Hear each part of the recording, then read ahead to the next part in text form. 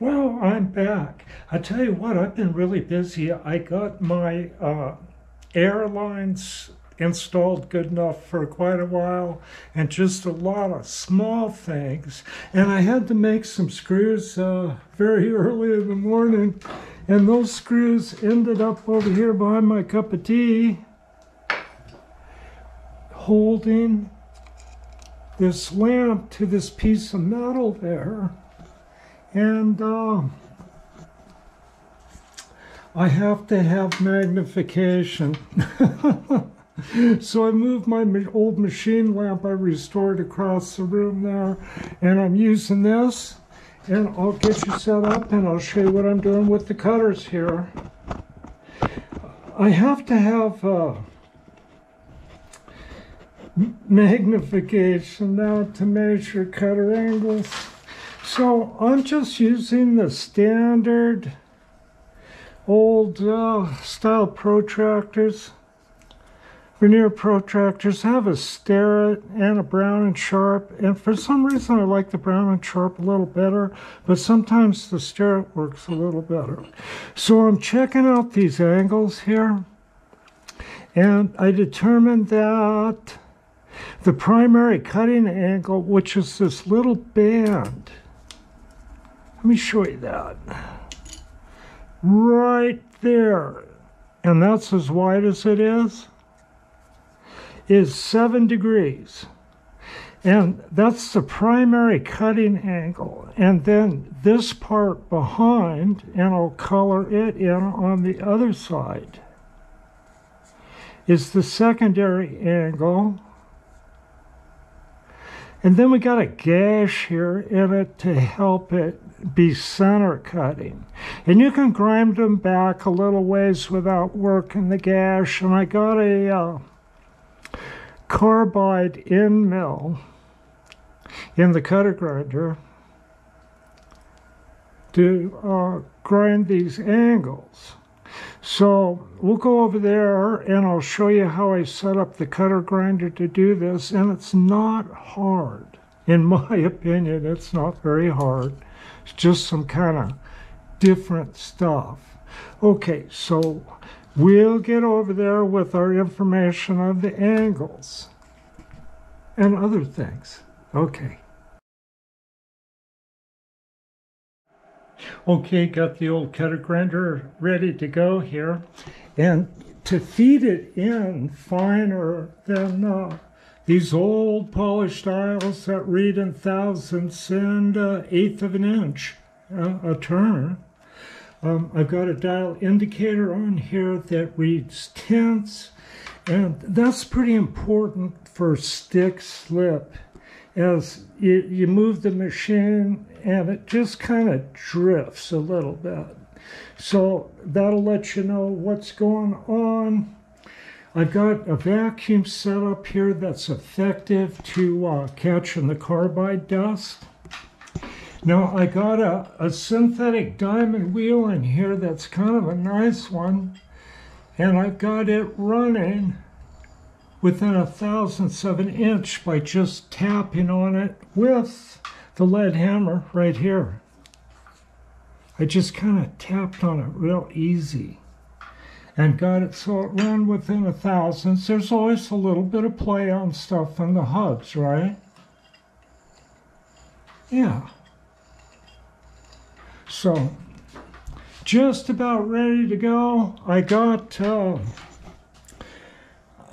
carbide Endmill in there, and they're going to grind that primary angle, and I got ink on there so hopefully you can see it.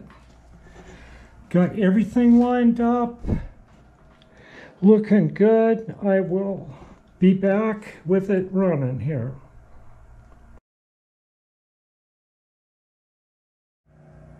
Okay, get the wheel head going here. And the vacuum.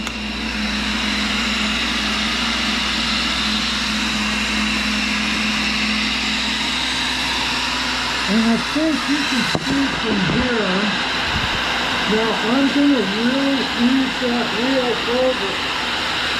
I set the distance with a piece of paper. And we got that indicator set at 0. Okay, I'm going to start feeding it in 1,000 at a time.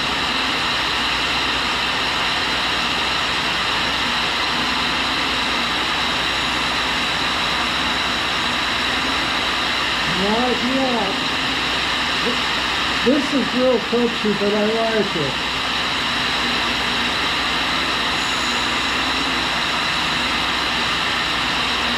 This is about 2,000 sticks, so I should be getting close. Not yet. One more.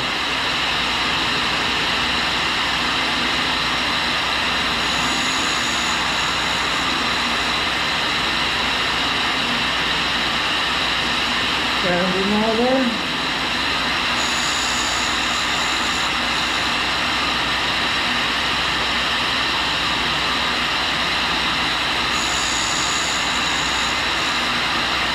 Still not there yet.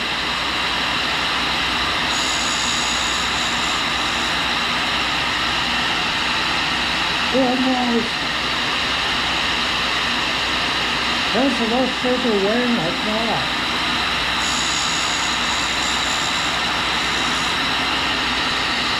And that's it. Okay, I'm going to rotate it to the other side.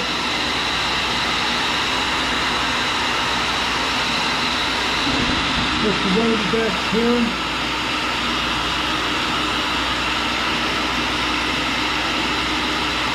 Okay.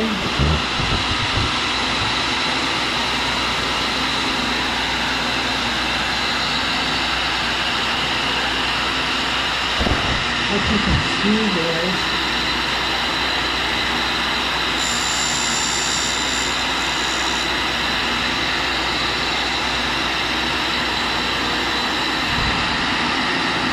Okay.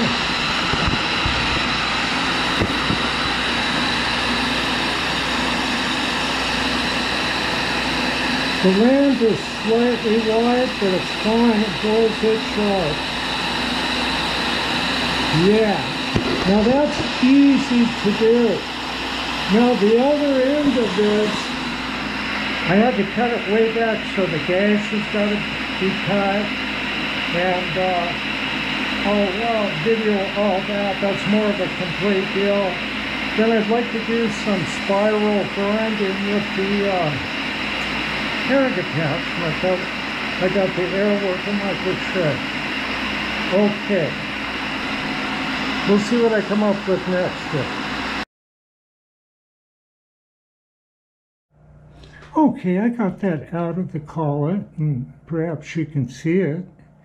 There is new life in this carbide Endmill. This is something Bill Chenoweth sent me. And now I'm going to put extra new life in the end that was really bad here. And I'd like to kick that air spindle around a little bit. We'll see. Well, anyway, I'll just load this quick video, but I'm going to keep grinding, okay? Okay.